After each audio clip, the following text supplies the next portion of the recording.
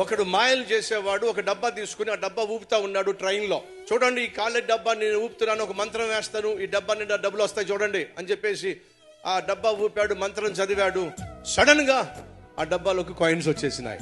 వాటన్నిటిని చూపించాడు. చూసారా నా తడాక ఏమిటో, నా మంత్రశక్తి ఏమిటో చూసారా? ఇప్పుడు నా తడాక మళ్ళా చూపిస్తాను చూడండి ఈ భోగిలో ఉన్న వాళ్ళకి అని చెప్పేసి ఆ ఖాళీ డబ్బా తీసుకుని గట్టి గట్టిగా ఊపాడు, మంత్రం చదివాడు కానీ ఆ డబ్బాలోకి మాత్రం డబ్బులు రావట్లా. ఎంత ప్రయత్నం చేసినా డబ్బులు రావట్లా. అర్థం కాలేదు, నా శక్తి ఏం పనిచేయట్లేదు ఏంటని చెప్పేసి చుట్టూ చూస్తే ఒక వ్యక్తి ఈ విధంగా బైబుల్ని గుండెలకు ఆనుకొని కూర్చొనే ఉన్నాడు, ధ్యానిస్తూ ఉన్నాడు. అది చూశాడు ఈ మంత్రగాడు.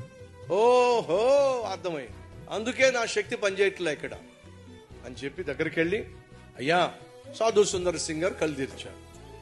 ఏమిటి నాయన, ఒకసారి ఈ గ్రంథాన్ని నాకు ఇస్తారా? తీసుకో.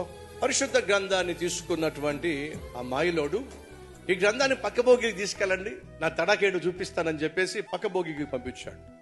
ఇప్పుడు చూడండి నా పవర్ ఏంటో అని చెప్పి డబ్బా తీశాడు, మంత్రం చదివాడు, గట్టి ఊపుతున్నాడు. ఏం ఊపినా సరే తన మంత్రాలు తన శక్తులు పనిచేయట్లా. ఏమీ అర్థం కాల. మళ్ళా సాధు సుందర్ సింగ్ గారిని చూసి, అయ్యా ఆ బైబుల్లో ఉన్న వాక్యానికి సంబంధించినటువంటి ఆ కరపత్రాలు అన్ని మీరు పంచుతారు కదా, అలాంటివి ఏమైనా మీ దగ్గర ఉన్నాయా? ఆ వాక్యం ఏదైనా మీ దగ్గర ఉందా అని అంటే ఆ కరపత్రాలన్నీ తీశాడు. ఆ కరపత్రాలన్నీ తీసుకున్నటువంటి ఆ మంత్రగాడు, వాటన్నిటిని పక్కబోగిలు తీసుకెళ్ళండి, నా సంగతిని చూపిస్తానన్నాడు. మళ్ళా ఆ డబ్బా తీసుకుని ఊపాడు, ఏమీ కాల. మళ్ళా సాధు సుందర్ సింగ్ గారి దగ్గరికి వచ్చాయా, ఆ బైబిల్కి సంబంధించిన వాక్యం ఏదైనా మీ దగ్గర ఉందా అని అంటే సాధు సుందర్ సింగ్ చెప్పిన మాట ఏంటి తెలుసా? నా చేతుల్లో ఉన్న బైబిల్ని పక్కబోగికి పంపించాం, నా జేబులో ఉన్నటువంటి కరపత్రాలు పక్కబోగికి పంపించాం, నా గుండెల్లో ఉన్న బైబిల్ని మాత్రం నువ్వు ఎక్కడికి పంపించలేవు.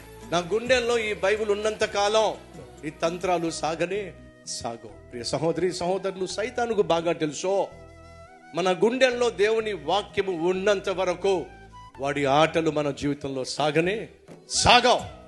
వాడి శక్తి కావచ్చు, వాడి యుక్తి కావచ్చు, వాడి తంత్రాలు కావచ్చు, వాడి యొక్క పన్నాగాలు కావచ్చు, వాడు ప్రయోగించేటటువంటి అగ్ని బాణాలు కావచ్చు, నీ దగ్గరికి రాలేవు. కారణం ఏమిటంటే ఈ లోకంలో ఉన్న అన్ని శక్తుల కంటే మహా గొప్ప శక్తి పరిశుద్ధ గ్రంథంలో ఉన్న దేవుని వాక్యం.